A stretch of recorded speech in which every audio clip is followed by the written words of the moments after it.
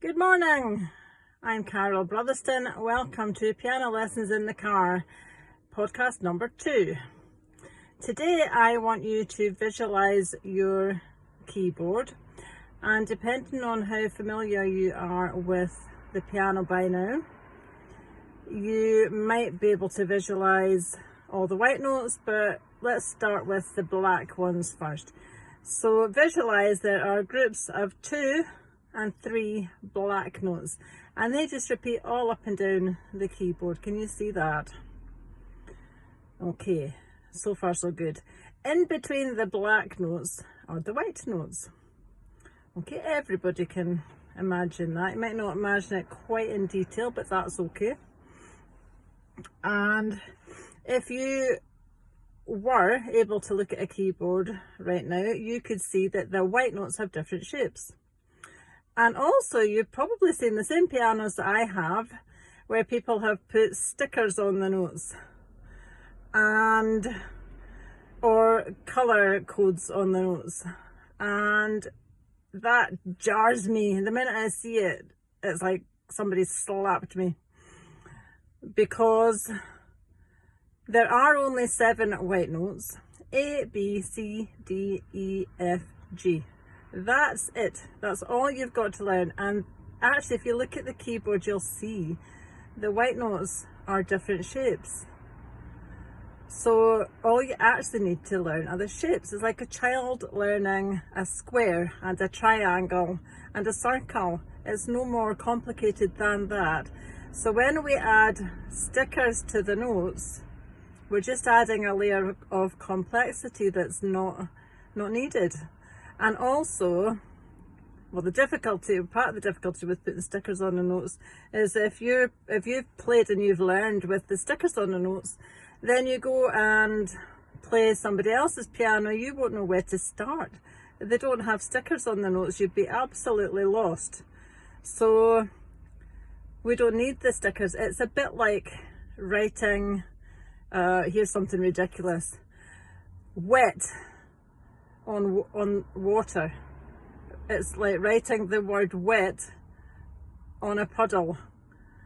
Well, it's obvious. It's obvious the water's wet. So we don't need to be told the water's wet. And it literally is. I'm going back to the shapes.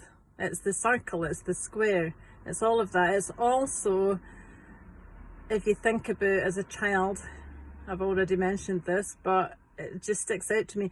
A child can learn what 26 lowercase letters of the alphabet look like, and also 26 uppercase capital letters of the alphabet. That's 52 shapes a child can recognize by the age of 7 or 8. So I know we all think, it seems to be a common perception, that adults don't learn as quickly as children, but even I think that, come on, surely an adult can learn the shapes of 7 notes on the piano. Come on, you're smarter than stickers. So let's not do the sticker thing, let's not do the colour coded thing, let's just learn the notes. And that's my challenge to you. Go and learn those 7 white notes. See, you've got the 2 black and the 3 black. Let's go back to that. Imagine that in your head. And the 2 black to the left is a white note, and it is C. 3 blacks to the left of the 3 blacks is a white note, it is F.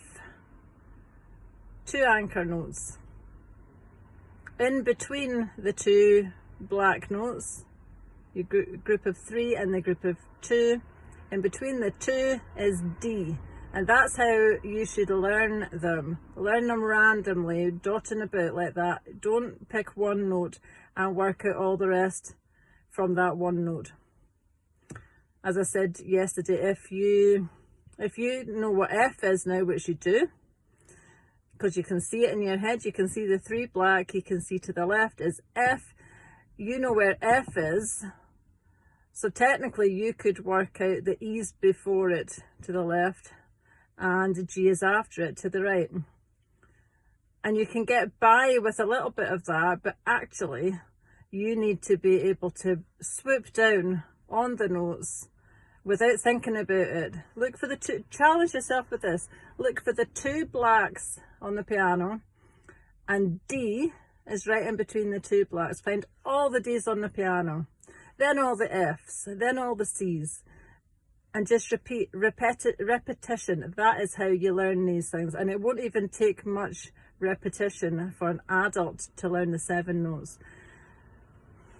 Okay, if you are enjoying these podcasts, you can get free feedback from me and ask questions and interact with other students just like you by getting onto my free newsletter. And you can access the free newsletter on www.perfectpiano.org.uk. You can even ask me any question you like by email to info@themusicroom.org.uk, and I will take your questions and answer them in this podcast. We're going to have a lot of fun in here. Thanks for listening. As I said before, I'm Carol Brotherston, the founder of Perfect Piano Academy, and I can't wait to interact with more of you and to help more of you to reach that dream. If you're the person who said, or is now saying, oh, I wanted to play piano, you know, maybe you're in your 40s, 50s, 60s, 70s even. Do you find yourself saying, or have you ever said, I would have liked to have played piano? Stop! Why is that past tense? You still can. It's not, while you're living and breathing on this planet, you can get that dream. You can live that dream. You can play piano. So let's stop saying what we can't do and start saying what we can do. Have a great day. Bye just now.